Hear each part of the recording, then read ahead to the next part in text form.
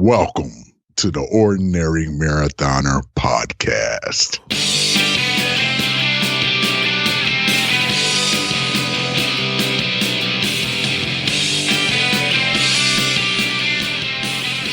Good morning and welcome to the ordinary daily version of the Ordinary Marathoner podcast. My name is Scott. I'll be your host today. We're running way behind today. It's a little after 9 o'clock. I tried to do this podcast a couple times, actually. It's another one of those days where I just haven't been able to put it together. Just distractions and issues with the equipment because I didn't have the battery recharged all the way. Got a lot to talk about. The shirt is still on. Been wearing this 3 days, guys. Ordinary Marathon starts tomorrow. I was super excited here at the house. We just got a lot going on, trying to put everything together. It's going to be a great event. I love this event. I love that we raise money for the SAM Fund. 10 days. It's a lot of work over those 10 days. Watching all you guys post your runs, taking pictures, really just kind of ingraining yourself within the sport of running and for a good cause. So I want to thank everyone who registered so far. We still have registration still open. We still have it open. It's going to be open for a couple days. And so head on over to ordinarymarathon.com. If you're having that fear of missing out, I'm telling you, if you're listening to the podcast and you're not registered, you're going to have that fear of missing out. You're going to feel like you're missing out the first couple days, and then you're going to be like, "Oh, is this too late to join?" And then you're going to join. So you might as well skip that whole step. You might as well not join late. Try to get your packet as soon as possible and register now over at ordinarymarathon.com. It's for a good cause. It's going to be a lot of fun, and we're really looking forward to it.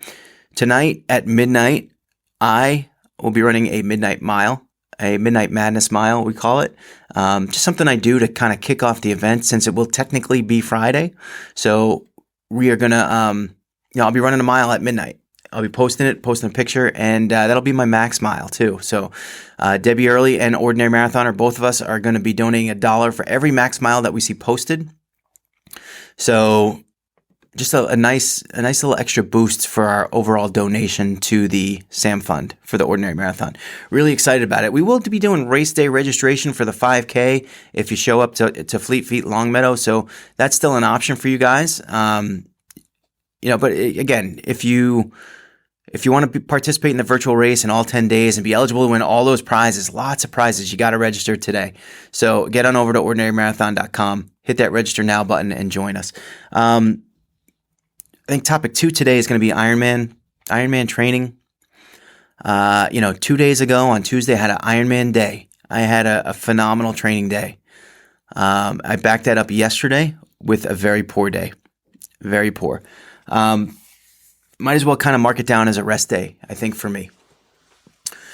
Not too happy about it. The morning workout, I wasn't doing strength training, so I just had yoga. I wasn't doing a swim. So yoga was day 8 of my 30-day yoga journey. I got to tell you, I'm getting really sick of the word journey. My fitness journey, my weight loss journey, my marathon training journey. Everything's a journey. Enough. It's becoming like such a self-centered word. My journey. Embrace my journey. Come on.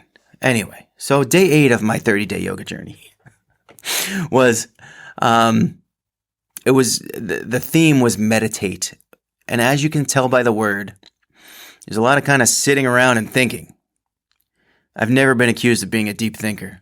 So, and for a guy who's been using this yoga training as sort of like an addition to my Ironman training, to have a meditation day, it kind of felt a little out of place and like not what I really wanted for me, for where I am in training and what I wanted to accomplish. It is the program though, and I'm kind of trusting that process.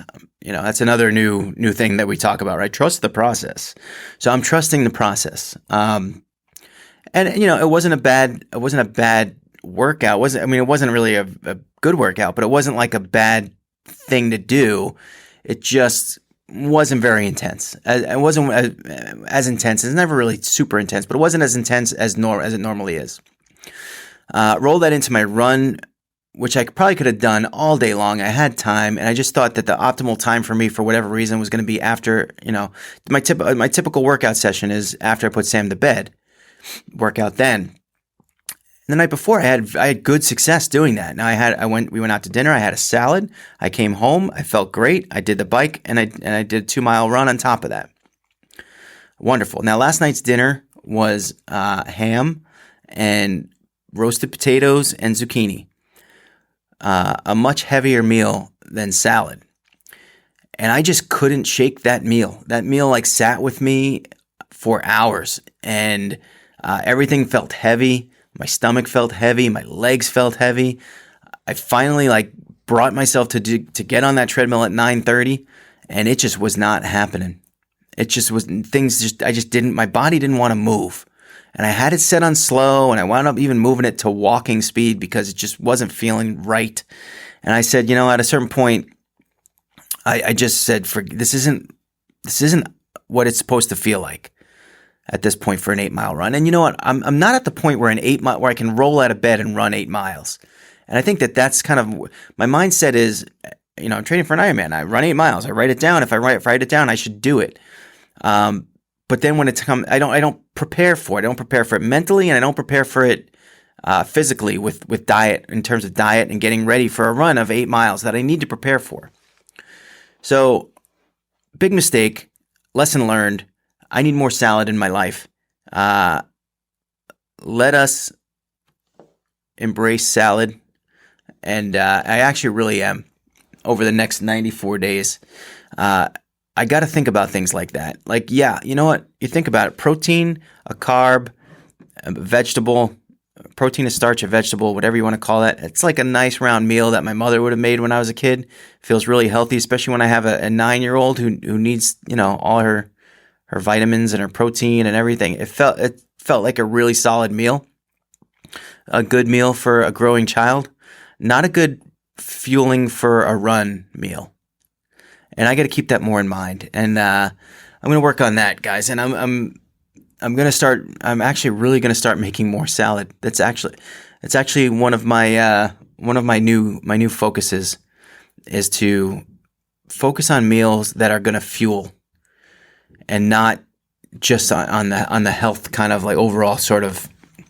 I guess what's the word? Sort of. I don't know. Making it sort of a nice, round, healthy meal. I don't know. You get it. You get the picture. You get the point.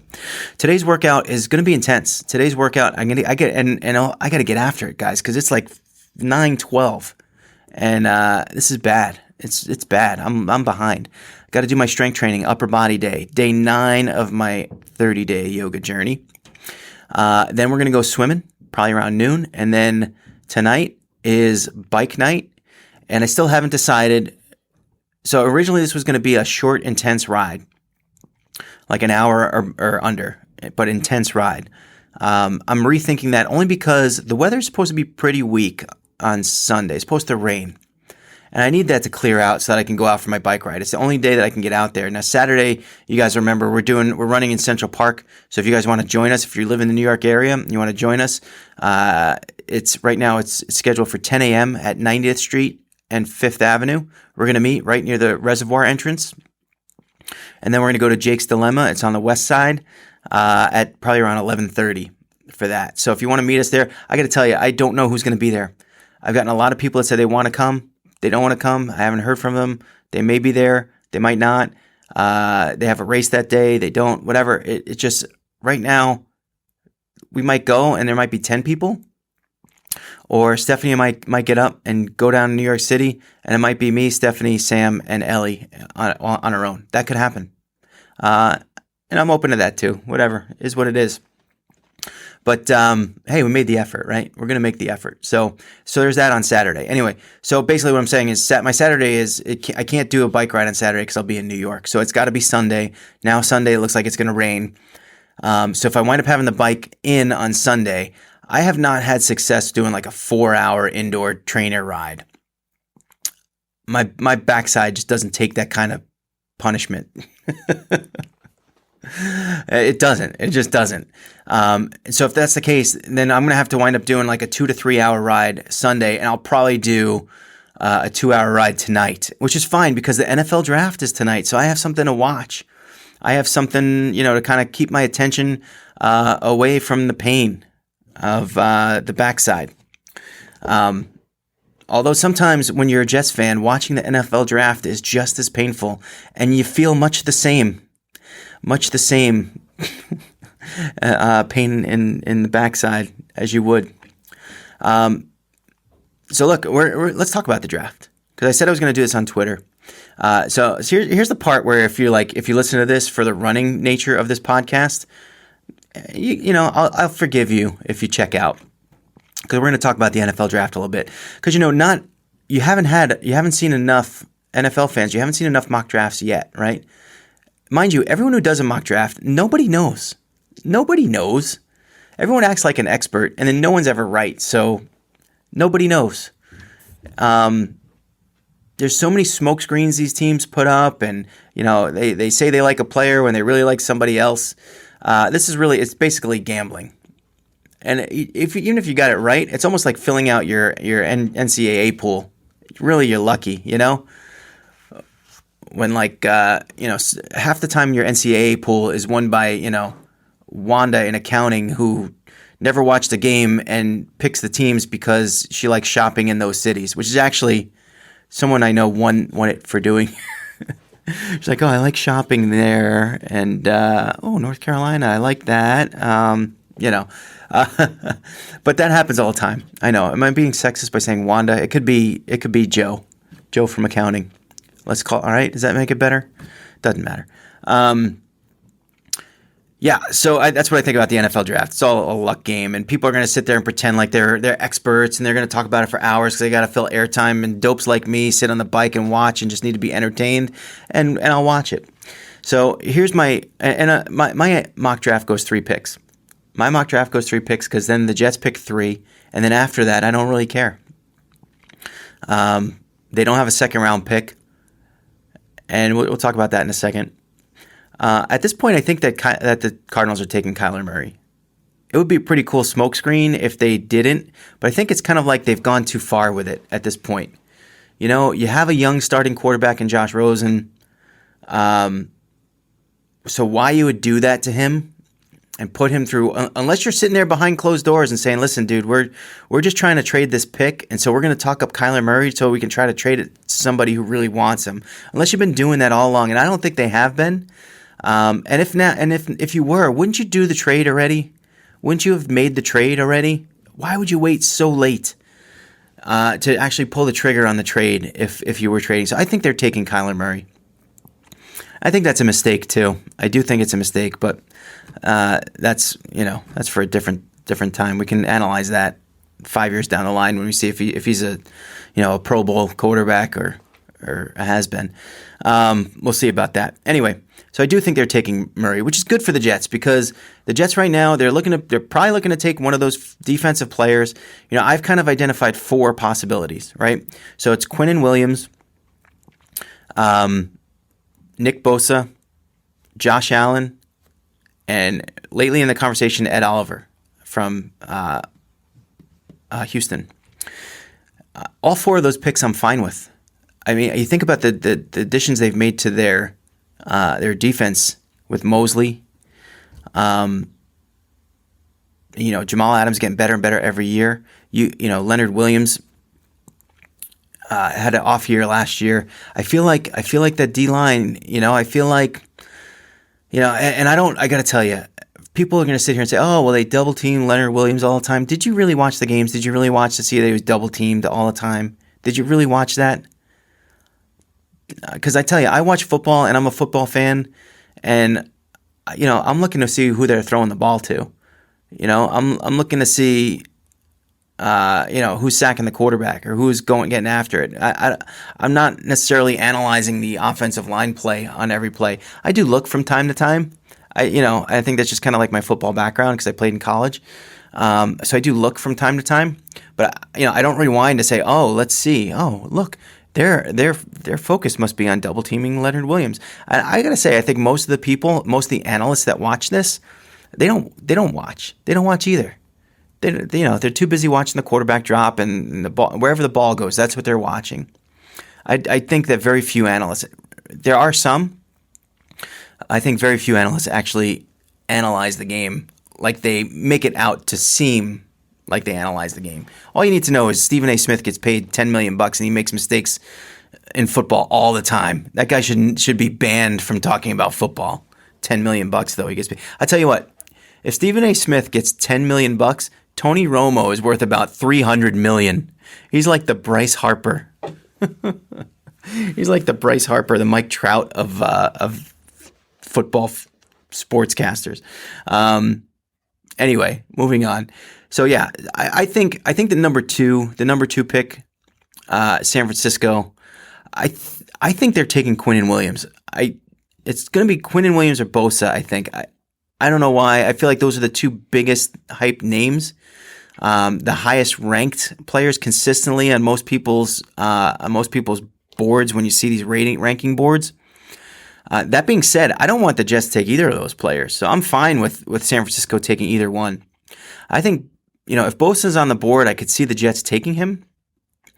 I don't know. I feel like he gets a lot of hype for name recognition because of his brother. I just do, and it makes me nervous. Taking DNs, you guys remember Vernon Gholston? The Jets don't have a good record taking, defensive linemen from Ohio State. I would rather just stay away. I feel like I feel like Bosa could potentially be that. He doesn't have the same knocks on his game. Gholston had those knocks coming out, like that he took plays off, that he didn't have a high intense motor all the time. He was just a workout fiend, a big, strong dude. And I don't necessarily see that in Bosa. Bosa could be good. And I won't be upset if they take Bosa. I just think this. I think, you have Greg Williams coming in to be the defensive coordinator. When I look at a guy like Josh Allen, they haven't had a speed rusher in a long, long time. And this guy reminds me, he reminds me of two people. Just sort of story-wise and content-wise and background-wise. I think of Khalil Mack, which isn't really a fair comparison because Khalil Mack in college, he went to Buffalo, so a college that you didn't even really know. And I think he played middle linebacker. So he wasn't really an edge rusher until he got to the pros. And then when he got there, he's a stud edge rusher. Allen has been an edge rusher all along. You look at him, he's not like a big dude. He's not like a D tackle kind of guy. He is a skinny, strong, fast guy. He reminds me of like a Terrell Suggs in his younger years. And that's, if you have an opportunity to get a Terrell Suggs-like player, I think you do it. And especially the Jets that haven't been able to get to the quarterback since like Mark Gastineau or John Abraham, he's kind of I never liked him. Anyway, so I would go that route. That would be my number one selection for them if it was me. Number two option, I think Oliver would be awesome too. Now here's a guy who went to Houston and who at the end of last year, a lot of people were saying he was going to be the number one pick. Number one, number two, number three. And then he kind of fell off the radar the last year.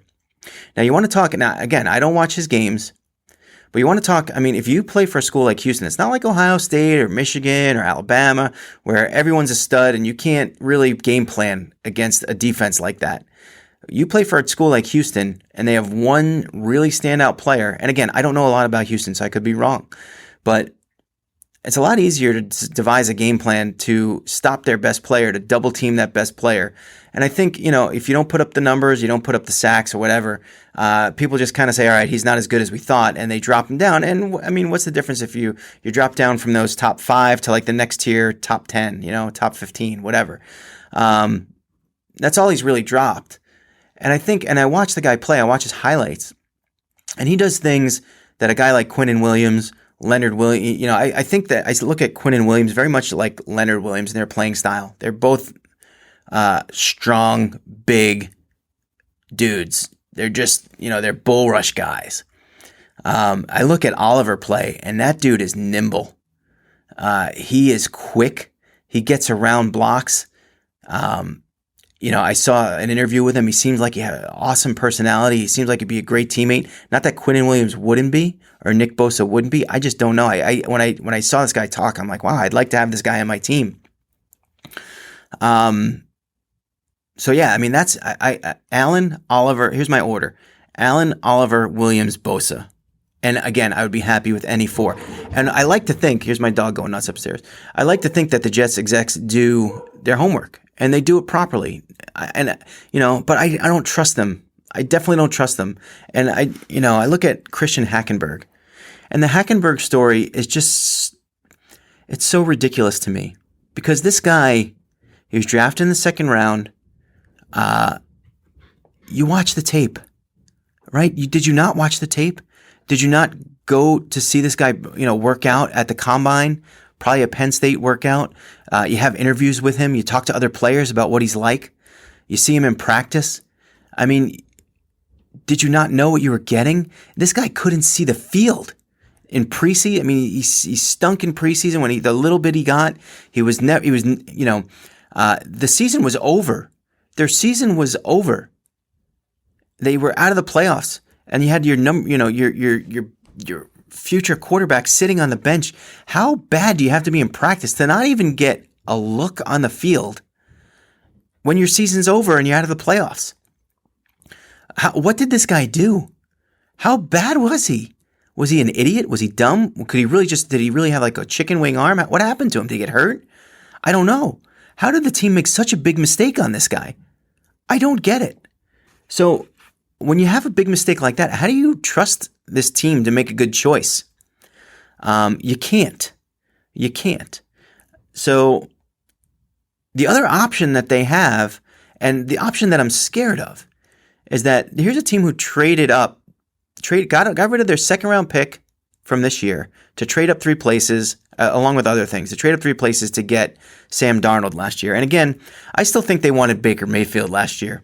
I think that they thought that the Browns would take Darnold. Back then, it was before the draft started when they made the trade, and sort of Mayfield got this kind of late, leading up to the draft hype, and even on draft day, I wasn't quite sure that they were going to take him, and they did, meaning the Browns. I don't know that the Jets necessarily, I think that the Jets thought that Mayfield might drop. At least that was my hope as a fan, that was my hope. And you look at the personalities, Darnold and Mayfield, they're a little bit different. Mayfield's kind of a lot more fiery. Darnold's a little more studious, a little more, Mayfield's a lot more kind of like, figure out things on the fly and create. Darnold's seems to be more by the book. And that's fine. I just feel like they traded up last year and they got their 2nd choice. And he's still not proven, right? It's still not proven. He looks to be solid. I'll give him that. And he's still young and he can improve. And I think he will. I just, knowing the Jets' history, this is what I think of. So they don't have a 2nd round pick. And my concern is that they still have a lot of needs. They need offensive line. My concern is that they're going to trade that number 1 pick to somebody, and there might be a market for it. It might be a good market, especially if there could potentially be like a little bit of a QB frenzy, as there is often, with like the Daniel Jones, Haskins, Drew Lock kind of quarterback situations. You could even throw in Josh Rosen, who if the Cardinals take Kyler Murray, Josh Rosen's on the block, right? So there could be a lot of finagling and moving around in that draft. There might be an opportunity there to trade down to like a number 7 or 8 or 9. I don't even know if those teams really need quarterbacks. I think Cincinnati at 10 is probably, the Giants at 6, I think. Giants at 6, Cincinnati at 10 are like your first 2 choices. Then the Redskins and the Broncos need quarterbacks, stuff like that. I don't know how interested they are in trading up, and I don't know what value you're going to get. Because my feeling is that the 4 guys that I mentioned, they have like Pro Bowl, Hall of Fame potential. It's hard to kind of pinpoint that, but I feel like there's a definite drop-off after that. Now, they say the Jets are like really high on a guy like Rashawn Gary, and say that they put him at the level of Nick Bosa. Say, oh, you know what? These guys are pretty darn close. I don't personally see that. And I don't hear that from a lot of the scouts and the shows that I've been watching. Nobody really says that. But say there's a guy in that Jets war room saying, we can drop to like the 14th pick up Rashawn Gary, get our 2nd round pick back, and get a pretty good solid offensive lineman there. That actually doesn't sound like a bad deal for the Jets. It's just not really going to play well in the press.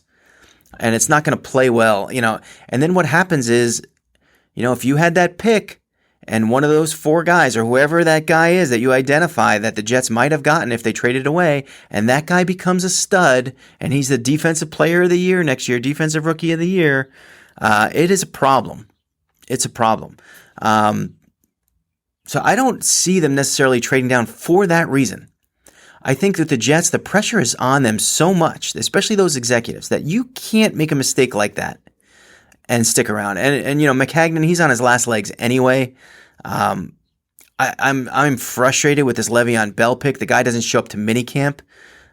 You didn't play last year, dude, and we gave you a ton of money. And I know it's voluntary. You get your butt to minicamp. See, the problem and here's the problem. I've identified two things about Le'Veon Bell. Number one, I don't think he likes to play football. Didn't play last year. Had 15 million reasons to play. Didn't play. Sat out. Wanted the guaranteed money. Now that he's got the guaranteed money, and that's the second thing. Doesn't like to play football, but really likes money. That's the problem. He's got the money now, guaranteed. Doesn't show up at minicamp. Now, you know what? This is what I foresee on the wall. This is written on the wall. And I said this months ago that I wasn't really sure. I didn't want Antonio Brown for his attitude, and I wasn't sure I wanted Le'Veon Bell. And then when he got Le'Veon Bell, I'm like, all right, he's the better of the two, I guess. Like, he's the better attitude of the two. Kind of maybe we just get him out of that Pittsburgh. Pittsburgh seems to be like a little bit in flux, kind of really strange going on with that team in terms of attitude. So maybe get him out, lift him out, bring him to New York, and he'll be back on that field, dying to play, itching to play. Apparently he's not. And this is my fear, is that he's taking the money and running. And what we're going to see is we're going to see a lot of,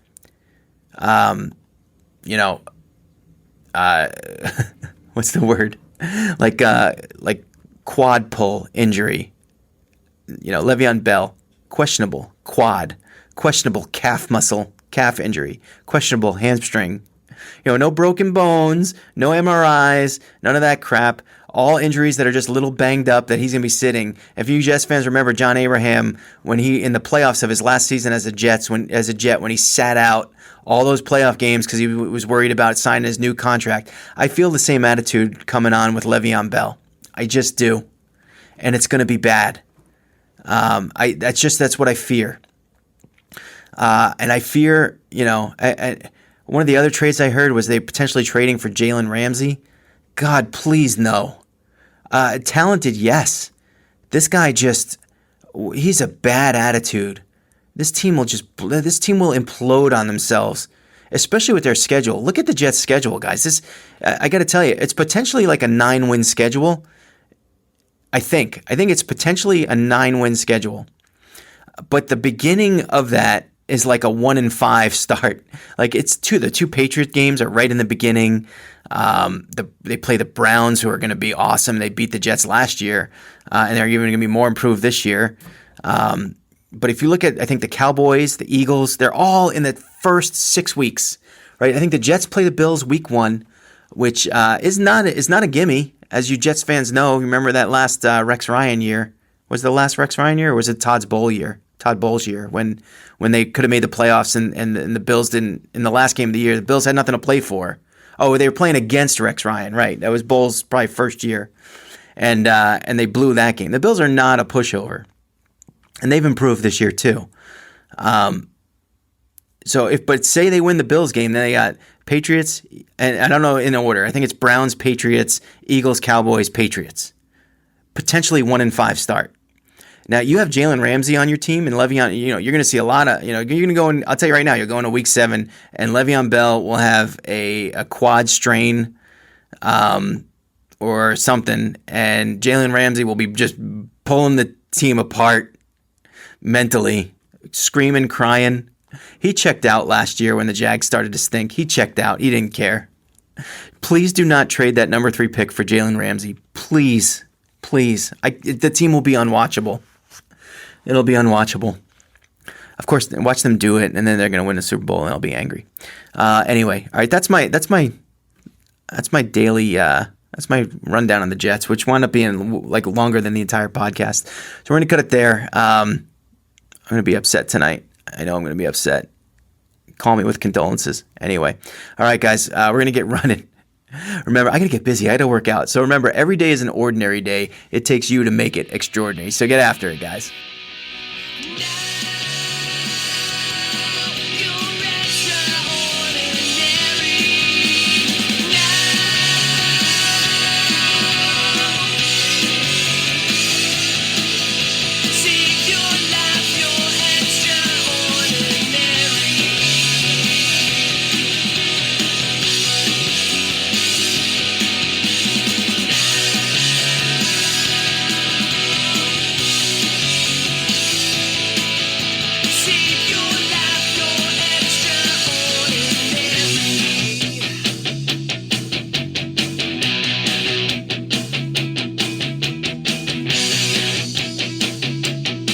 Like our video and subscribe to our channel.